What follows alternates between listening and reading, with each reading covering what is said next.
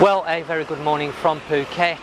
It's Saturday the 9th of May and today we are going over to Patong.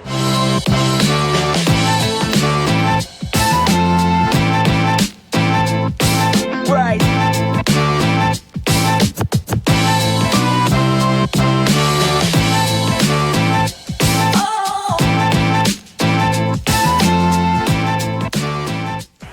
So we've just arrived down at Patong. As you can see, I'm right next to the beach. Unfortunately, the beach here is closed, as are many of the beaches on the island of Phuket at the moment. No sign of any movement as regards when the beaches may open back up. I have seen the order that has closed the beaches, and that order doesn't expire till the end of this month. So it could be the beginning of June before we see the beaches open again. Of course, that is unless the order is rescinded by the governor of Phuket, but unfortunately that doesn't look like it's going to happen anytime soon. I think the main reason is the governor's worried that people are going to descend on the beach and socialise, and of course that's what they don't want to happen here in Phuket, because of course gatherings of large numbers of people are strictly forbidden at the moment, and that's, I think, is the reason why we are seeing the beaches closed and remaining closed for quite a long period of time. I know Phuket isn't alone in Thailand. I have seen an article this morning on social media saying that Pattaya also has the beaches closed there, possibly for the same reasons, worrying. I know that a lot of Thai families, especially in the evening time, like to go down to the beach, take some food and drink, sit and just take in the atmosphere. But of course, if lots of people do that and the beaches are open, then of course we're going to see large numbers on the beaches, and I think that is the main reason why the beaches are being kept closed at the moment. But fingers crossed they're going to open pretty soon, but I honestly don't think it's going to be before the end of this month. I may be wrong, let's hope so, but it could be the beginning of June. So I've taken a little ride around Patong before I've come to do this filming, just to see what's open and what's not, and I have to say I'm really flabbergasted. The scenes that I've seen here in Patong I wasn't expecting at all this morning. Bearing in mind we're nearly now a week after some of the movement restrictions have been removed, and also some of the restrictions on businesses that have to remain closed or that can open have now also been eased. So I was expecting some sort of life over here in Patong. Not loads, but a little bit of life. I was expecting to see something, and honestly there really isn't a lot happening over in Patong at all. Business wise, a lot of businesses are choosing to remain closed. I have seen some small 7-Elevens, grocery shops, pharmacies, those type shops are starting to slowly open up here. But the majority of businesses such as restaurants and hotels, even though they are allowed now to start to open up and indeed have dining in customers, they are still choosing to stay closed. Now there could be a mixture of reasons why they're doing that. I think partly because of course Patong is very heavily dependent on tourism and tourists, and at the moment Thailand has all the borders closed, so of course there's no tourists coming in or flowing back out. There isn't a lot of life here on the island apart from the locals and of course the expats. So Patong relying heavily on tourists is of course going to affect the businesses greatly, and I think this is one of the reasons why the businesses have chose to remain closed at the moment, simply because of the lack of tourists. And also some of the businesses that I know are receiving help regarding the rent. Some landlords are either deferring the rent payments or excusing the business from the rent payments so that they don't have to make the payments on the rent. Of course, Patong, not the cheapest area to rent premises or have a business. I know this because I looked some time ago, I think it was last year or may have been a little bit longer than that, to open a business here with Nat, and to be honest, it was just simply too expensive rent-wise to justify the size of the premises that we would be able to afford, and obviously the income to cover that rent. The rents over in Patong quite simply, some of them are astronomical. So with that in mind, I think a lot of businesses are choosing to stay closed, because while they're closed, they're being excused from those rent payments. Now, of course, I'm only talking about some, not all. I don't know about every single business. Some businesses may well be having to pay the rent regardless, and of course that's going to be a very difficult situation at the moment with little to no income, because not many locals here in Patong that live here, because of course Patong tourist area, as I've mentioned, can be expensive, so locals don't tend to stay here. Not many expats, there are a few here, but again, not too many, not enough for all the businesses that are in Patong to be able to survive, that's for sure. So a lot of them choosing to remain closed. I've seen a couple of hotels that have started to open up, but only very few, not many, and they could well be running a skeleton staff just to keep the hotel ticking along until, of course, the borders open. The borders, when they're going to open, I don't know. Lots of questions asking about the borders. Honestly, I have no answer on that. It really comes down to the government. There's no talk, no sign of the borders restrictions being lifted. Of course, it also depends on the countries that border Thailand as well, because you need somewhere to go if you're going to leave Thailand to be able to leave and then come back, or vice versa. You know, you've got to be able to go into another country. Of course, lots of countries now, borders closed.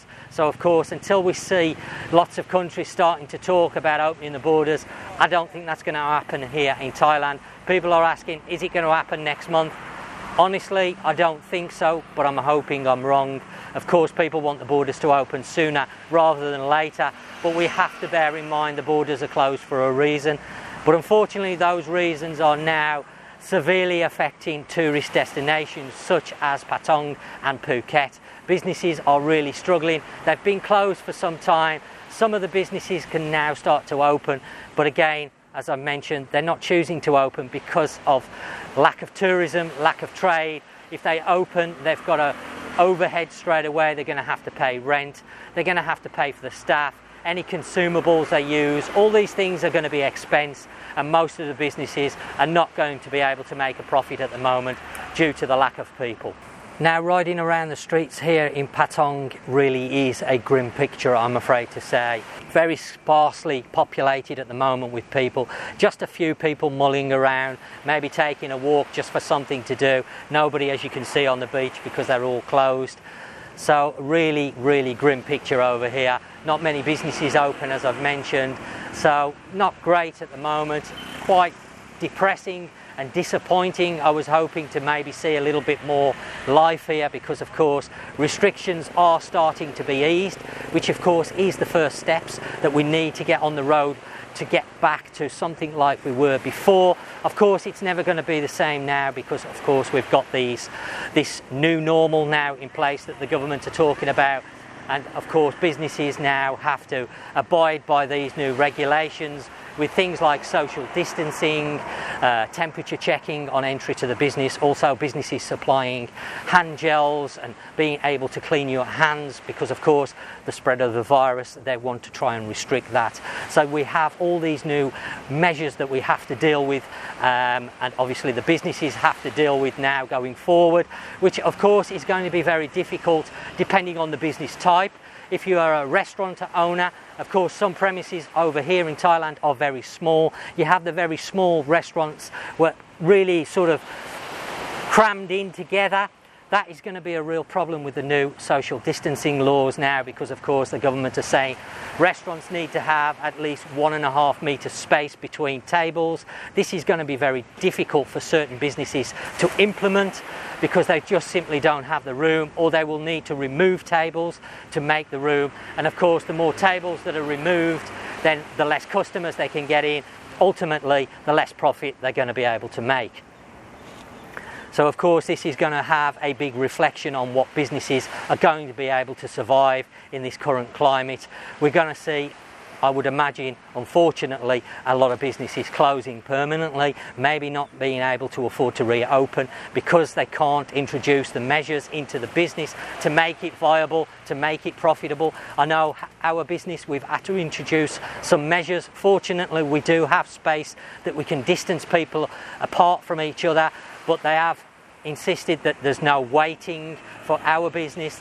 The regulations that the government have introduced are, the sort of guidelines are all the same, but depending on the business type is how they're implemented, and they can vary a little bit. In our business, we have to have 1.5 metre apart from customers.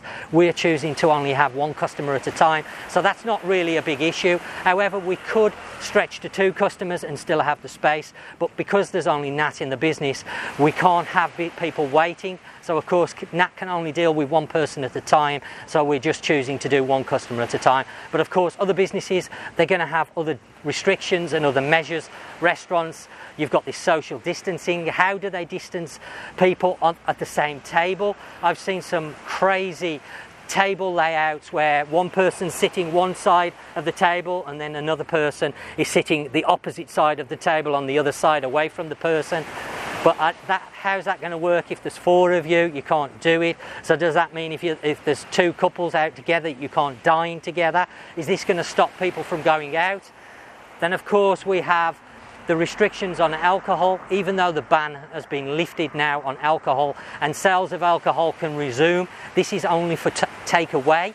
You can't actually consume any alcohol in a restaurant when you're having a meal.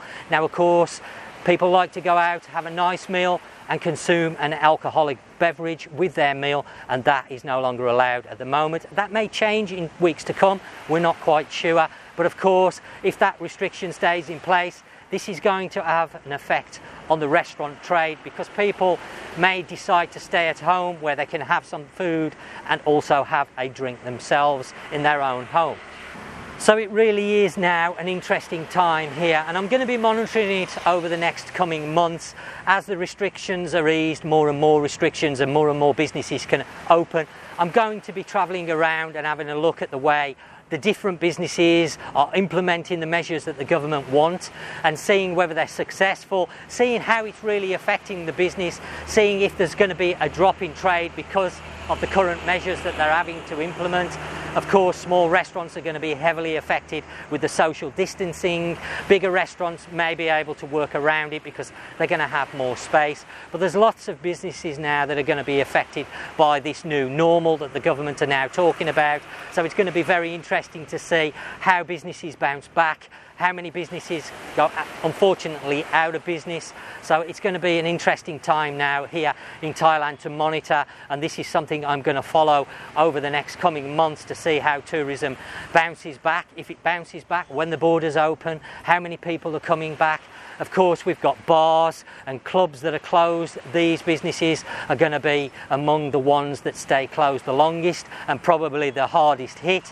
So are businesses like that no longer going to be viable in bars? Because again, social distancing in Thai type bars is going to be very difficult because you have a lot of girl hostesses, and of course there's contact between the customer and the hostesses. The government are now saying this is not viable, this is not what they want. So this is going to be something I'm going to be looking at and see how they're going to work around this, if it's possible to work around it, etc.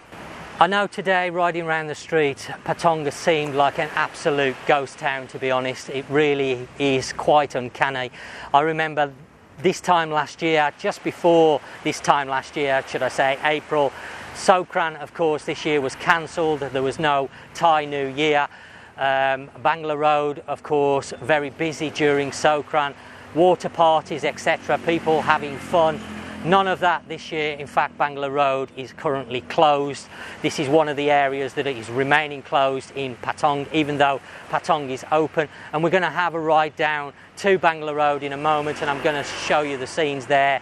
Really, really eerie scenes, really depressing scenes, if I'm honest, to see all these businesses and this area completely shut down with no sign of it picking back up at the moment. As I mentioned, we're waiting really on borders to open before any businesses can get any momentum going to be able to start to earn some income.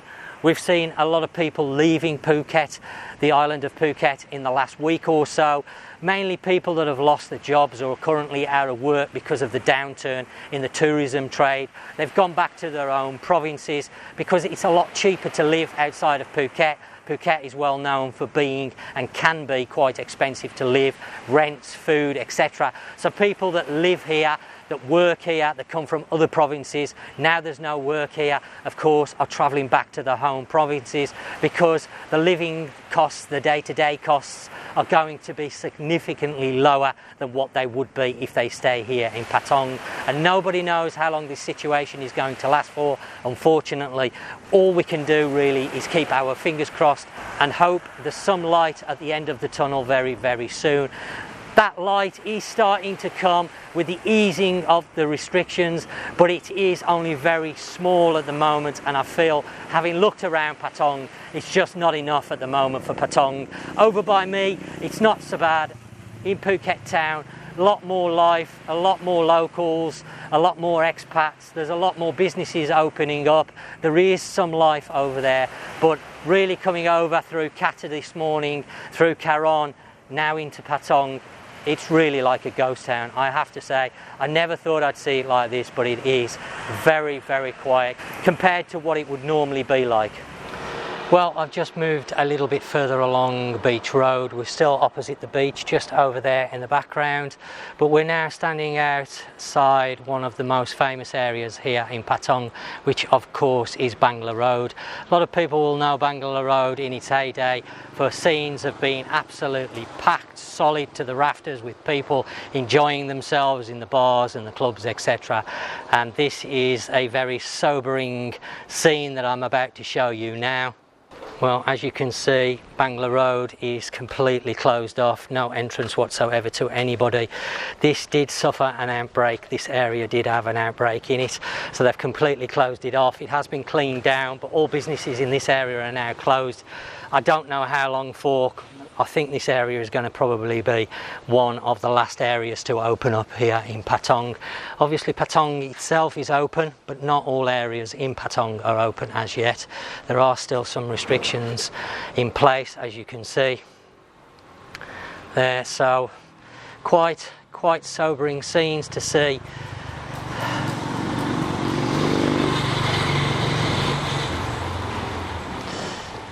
I remember last year coming past here at Sokran, which of course was cancelled this year, and this road was absolutely packed with people enjoying themselves with the water, having water fights, just fantastic scenes down here last year. But now, as you can see, completely and absolutely deserted. All the businesses closed in this area, not a single sign of any life there at all. Now, honestly speaking, I think the bars and the clubs are going to be the hardest hit businesses here over in Thailand, because of course a lot of people come over to the bars and clubs to enjoy themselves when they're on a holiday. These are going to be the last type of businesses to be allowed to open back up. Of course, this really does depend on how we get on with new infections. At the moment, the infection rate is almost zero. We've had about 5 days here in Phuket where we've had no new recorded cases, which is great news for Phuket. Thailand in general is reporting low numbers of cases as well, which is great news, but we still have a long way to go. Tourism is going to take a long time to start to come back, I'm sure. It's going to be step by step, a very slow and long path. It's going to be very difficult for the bars that have the girl hostesses, of course, because of a lot of personal contact in those bars go on. So it's going to be interesting to see how some of these bars and clubs handle the new rules, whether they stay on the right side of the law or not, whether they open again or whether a lot of the bars will go out of business here. It's going to be an interesting situation over the next few months to see what happens, what develops. So do stay tuned for coming videos that will keep you up to date on events over here. Well, I think that really sums everything up here in Patong. It really is like a ghost town at the moment. Quite hard to see, very disappointing, very depressing at the moment. Real sad images of the town as I've drove around. took some photographs, took some video. Really somber mood here at the moment, which just leaves me to say thanks for watching the video. Please do leave any comments in the comment section down below, and until next time, I will catch you on the next one.